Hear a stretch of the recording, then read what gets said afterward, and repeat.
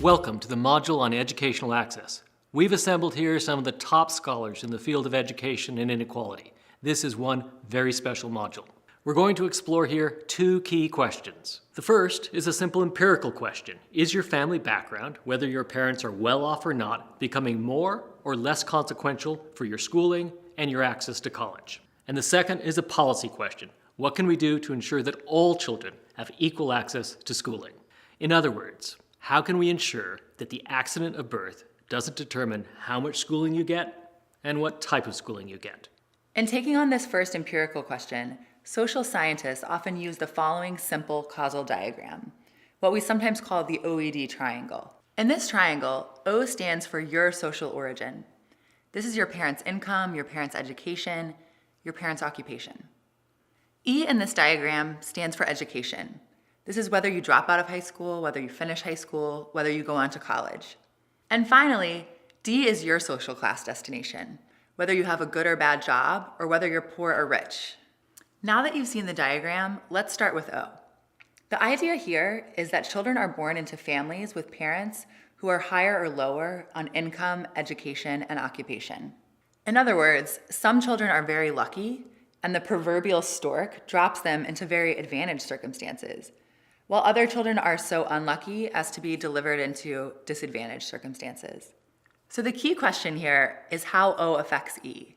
How does your origin affect your educational attainment? How much is your own educational attainment dependent on where that stork drops you? So is it the case if you're dropped into an advantaged background that all is set and you're guaranteed to graduate from high school and graduate from a great college? Whereas if you're dropped into a disadvantaged background, it doesn't exactly work out that way. Or is there lots of mobility, such that even if you're born into a disadvantaged background, it really isn't all that consequential? You can still end up just fine. So why do we even care about the effects of social background on how much education you get? We care because how much education you have and the quality of that education is a key determinant of D, the type of job you get and how much income you'll have. The payoff to education in terms of getting a good job and lots of earnings is huge. It therefore matters whether opportunities to get a good education are equally distributed across different class origins. The final path, the OD path, pertains to the extent to which parents can transfer advantages via pathways other than education. So let's say my dad worked for Google. He doesn't, but it would be really cool if he did. But then maybe he could arrange for an internship for me, potentially paving the way for a future job there. So this OED triangle is really the workhorse for understanding how education can translate advantage in one generation into advantage in the next. So Lindsay nicely laid out the first question taken on in this module, namely, the simple empirical question of just how much your starting point affects the amount and type of education that you receive. But in this module, we also take on the policy question. That is, how can change be affected? How can we go about reducing the effects of social origins on social outcomes? The key tension among policy analysts is whether this task of reducing the effects of social origins is best approached through big institutional changes or through narrow gauge individual changes. So what's an example of a big institutional change? We could, for example, decide that college should be free, that it should be treated just like high school, that it shouldn't be a matter of whether or not you can afford it. Or we might decide that all schools, whether in rich or poor neighborhoods, should be equally funded, with equally good teachers, computers, and other resources. Even more radically, we might decide that running a deeply segregated society, one in which the rich and poor live in different neighborhoods, is simply inconsistent with our nation's ideals. We might work to ensure that the rich and poor live together in the same neighborhoods and thus interact with one another and have access to the same neighborhood resources. Sometimes we don't think all that seriously about these big institutional changes. But why not? It's not as if our country isn't up to them.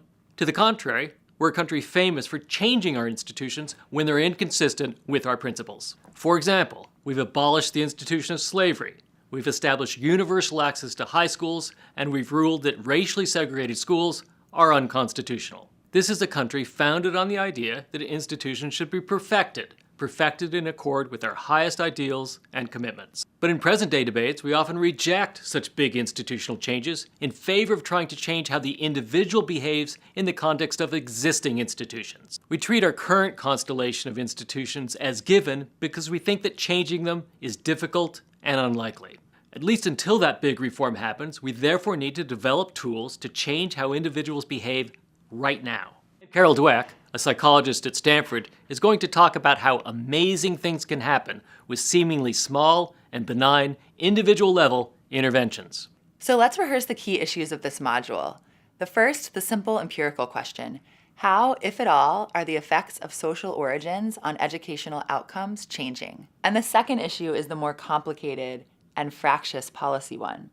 How might we go about reducing the effects of social origin on educational outcomes?